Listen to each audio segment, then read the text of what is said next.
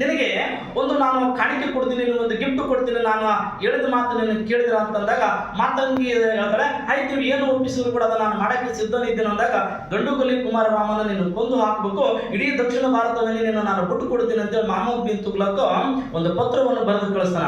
ಅದಕ್ಕೆ ಒಪ್ಕೊಂಡಿರ್ತಕ್ಕಂಥ ಮಾತಂಗಿ ದೇವಿ ಗಂಡುಗಲಿ ಕುಮಾರರಾಮನ ಮೇಲೆ ಯುದ್ಧವನ್ನು ಸಾರ್ತಾಳೆ. ಬಟ್ ಅವಳು ಗಂಡು ವೇಷವನ್ನೇ ಧರಿಸಿರ್ತಾಳೆ. ಇದು ಮಾಹಿತಿ ಇಂಪಾರ್ಟೆಂಟ್. ಗಂಡು ವೇಷವನ್ನೇ ಧರಿಸಿರ್ತಾಳೆ. ಗಂಡುಗಲಿ ಕುಮಾರರಾಮ ರಣರಂಗಕ್ಕೆ ಬಂದಿರ್ತಾನೆ. ಒಬ್ಬ ಅವನೇನಂತ ಈಗ ಯುದ್ಧವನ್ನು ಮಾಡ್ಬೇಕಂತಂದ್ರೆ ಶೂರರು ಅಂದ್ರೆ ಯಾರಾದ್ರೂ ಗಂಡಸನೇ ಬಂದಿರ್ಬೋದು ಅಂತಕ್ಕಂಥ ಒಂದು ಭಾವನೆಯಲ್ಲಿ ಗಂಡುಗಲಿ ಕುಮಾರರಾಮ ಯುದ್ಧಕ್ಕೆ ಅಂತ ಬರ್ತಾನೆ. ಬಟ್ ಆಕೆ ಮೂಗುತಿ ಅಂತಕ್ಕಂಥದ್ದು ನೋಡ್ತಾನಂತೆ. ಅಲ್ಲಿ ಹೆಣ್ಣ ಅಂತಂದದ್ದು ಪರಿಚಯ ಮಾಡ್ತಾನಂತೆ. ನಾನು ಯುದ್ಧ ಮಾಡಕ್ಕೆ ರೆಡಿ ಇದೀನಿ, ಗಂಡು ಹೆಣ್ಣು ಅಂತ ಪರಿಚಯ ಮಾಡಿ ನೀವು ಅಂತಂದಾಗ ಅವಾಗ ಅವಳದಲ್ಲಿರ್ತಕ್ಕಂಥ ನಾನು ಹೆಣ್ಣು ಅಂತಂದಾಗ ಇಲ್ಲ, ನಾನು ಹೆಣ್ಣಿಗೆ ಯಾವತ್ತೂ ಕೂಡ ನಾನು ಕೈ ಎತ್ತಲ್ಲ, ಹೆಣ್ಣನ್ನು ನಾನು ಸಹೋದರ ಅಥವಾ ತಾಯಿ ಅಂತ ಭಾವನೆ ಇಟ್ಕೊಂಡ್ ಬಂದಿದ್ದೀನಿ, ನಾವು ಯುದ್ಧ ಮಾಡಲ್ಲ, ನಾನು ಬೇಕಾದ್ರೆ ಕೊಂದು ಹಾಕಿರಿ ಅಂತ ಹೇಳಿದಾಗ ಅವಾಗ ಶರಣಾಗ್ತಾನ.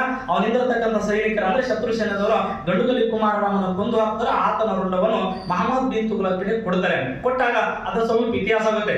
ಇಲ್ಲಿ ಅದಾದ ನಂತರದಲ್ಲಿ ಅಕ್ಕ ಮತ್ತು ಬುಕ್ಕರಾಯರು ಈ ಒಂದು ದಸರಾ ಏನು ನಾವು ಅದನ್ನ ಅಂಬಾರಿ ಅಂತೇವಾ, ಆ ಅಂಬಾರಿಯನ್ನು ಒಂದು ಹುತ್ತದಲ್ಲಿ ಮುಚ್ಚಿಡ್ತಾರೆ. ಅದನ್ನ ಹುತ್ತದಲ್ಲಿ ಮುಚ್ಚಿಟ್ಟುಕೊಂಡು ಅವರಿಬ್ರು ಕೂಡ ಶರಣಾಗ್ತಾರೆ. ಅಕ್ಕಬುಕ್ಕರು ದೆಹಲಿಗೆ ಹೋಗ್ತಾರೆ, ವಾಪಸ್ ಬರ್ತಾರೆ. ಬಂದು 1336ರಲ್ಲಿ ಜಗತ್ತನ್ನು ಕಂಡಂತ ಅತ್ಯಂತ ವೈಭವದಿಂದ ಬೆಳೆದಿರ್ತಕ್ಕಂಥ ವಿಜಯನಗರ ಸಾಮ್ರಾಜ್ಯವನ್ನು 1333-36ರಲ್ಲಿ ಸ್ಥಾಪನೆ ಮಾಡ್ತಾರೆ.